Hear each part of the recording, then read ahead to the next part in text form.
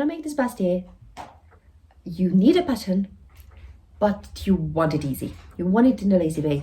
I got you. All you need is a bra which actually fits you, okay? Which is not too tight, you are not spilling out of it. The rule of thumb is you are happy to wear it in your everyday life. You need a bra which you're happy to wear in your everyday life. If that's the case, then the bustier based on it is going to fit you. I learned it in the hard way because I drafted my own cup based on projection measurements and the calculation of the stars, and when it was finished, it was exactly the same size like the bra I was wearing. So just use your own bra. Apart from the bra, what you are going to need is some tissue paper. I use this loo roll cover for every type of drafting because it keeps the wrinkles, it's easy to mold, but any type of tissue will do, like alfoil, baking paper or wrapping paper will work very well. So, bra that fits, tissue paper, measure tape, scissors, rulers, paper, some pins. I needed some tapes, but it's up to you, and some pens, and then you are good to go.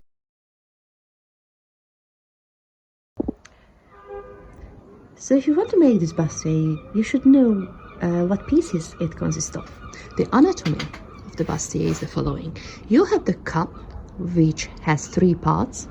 That's what we are going to draft with the help of the bra. You have a center front panel, which is cut on the fold. You have 2 front side panels, which cut mirrored. You have 1 side back panel and 1 side center panel, 2 of them cut mirror. The trick here is you can add as many panels as you want. The rule of thumb is that the more panel you have, the more form-fitting, more hugging and snug your bustier is going to be. But let's go with 4 now. To this pattern, I also added a waistband, but that's perfectly optional. You are going to have to measure the length of the bustier, the waist circumference, the underbust circumference, and the upper bust circumference. We are going to work with the half of the circumference measurements. You also need the length from upper bust to under bust, and also the length from under bust to waist. Under bust is right below your bra, upper bust is right above it. To start drafting, grab a large paper or tape together some paper you wish to use, and start with marking the waist length from upper bust to waist on a paper. Then perpendicular to it, you are going to mark the half of your waist circumference. Half because you are making only one side for the paper. On the line for the length, you are marking the upper bust, the waist, then the distance between upper bust and under bust. Draw some helping lines from these points.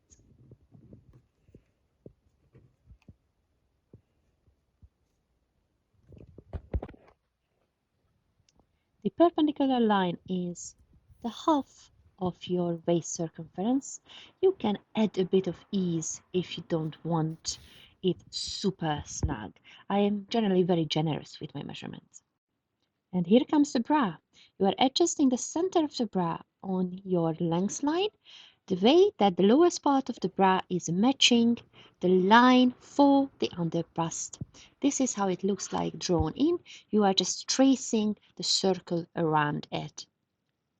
Because bras are generally lower cut than you would wear it outside, you can raise the front side of the bra a bit for modesty reasons.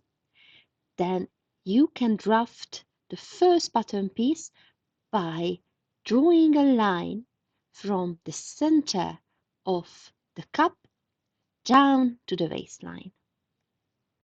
Between the center front and the side front panel, you have to remove the distance between the different measurement of the upper bust circumference and the waist.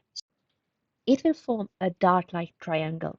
If it's too complicated, just add 1-inch dart from the upper bust point. And now you have a front center and a front side panel. The back will need the same dart. Draw a perpendicular line from the end of the upper bust point to the waist, and because the upper bust is still longer than the waist, you are going to have to add a very similar dart in the back like what we had in the front. So from half point of the back, add a triangle which distributes the difference between the upper bust and the waist, or just add an inch half and an inch long dart. So by now you have two front pieces, which divided by a dart from the two back pieces, which are also separated by a dart because the upper bust circumference is longer than the waist. If you want the back of your bustier to be lower than its front, then this is when you can lower the back side. I use the curved ruler for this. Don't give up, you are almost there. You will understand it. Let's see it again. You have a distance from the center upper bust to the under bust and from there to the waist. You trace your bra cup sitting on the under bust line, and from the middle of it you draw a line, and this is your center front piece. You also could raise the center of it for modesty reasons. From the quarter of the upper bust measurement you added a dart which divides the front side panel and the back side panel. A similar dart is added to the half point of the back panel, which is the quarter of the upper bust. The exact measurement of these darts is the half of the upper bust and the waist circumference difference, but in reality these are generally just 1.5-inch darts. And now you have two front pieces and two back pieces. And here is where the magic happens. You are going to cover with the wrapping paper your bra cup. I'm so sad that this ethical Loo Roll brand is not sponsoring me. You have to pin the paper closely to the edges of the cup. It's important that you mold the paper to follow the curves of the bra, and to keep it in this shape, it's okay to tape the wrinkles down to stay in this position.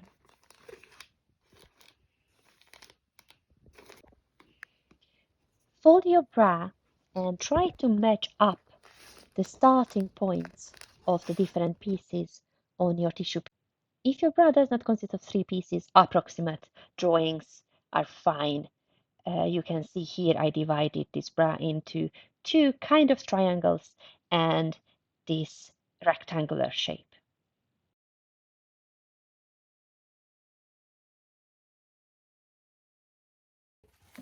This is a satisfying bit. Unpin the paper and cut along the drawing, but be careful not to disturb the wrinkles and keep the molded shape of the paper.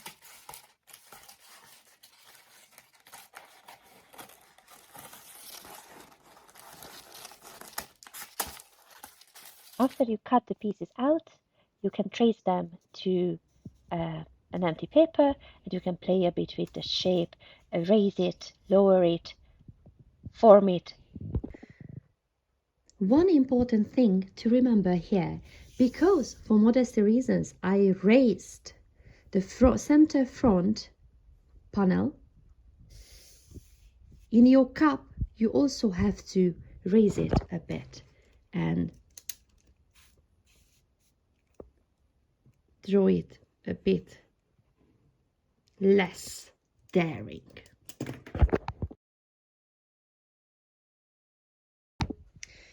Depending on how you want to close your bustier, you can add zipper on the side. Then you have to insert seam allowance for the zipper here or in the back.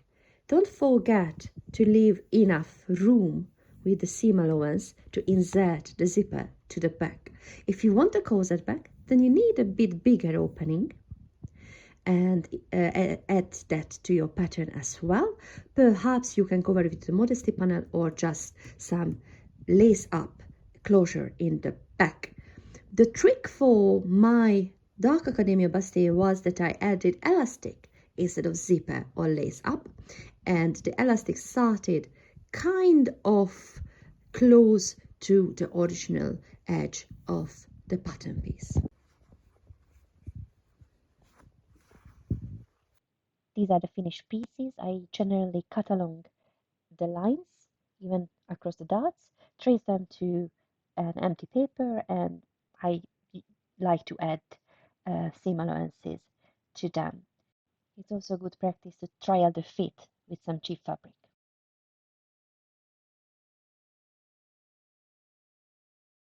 Do you need foam cups? There is the pyramid of support. If you want to wear it home or you are not really caring about support, do not add anything.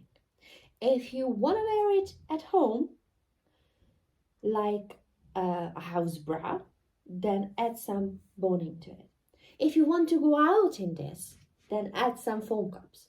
If you want to dance in it, then add boning, foam cups, and also underwires. The Dark Academia Bustier has only boning, and I'm kind of okay with wearing it in the house. On the other hand, the rainbow dress, which is based on the same pattern, has boning, foam cups, and underwire as well, and I can dance the night in it if it's snug enough in the back.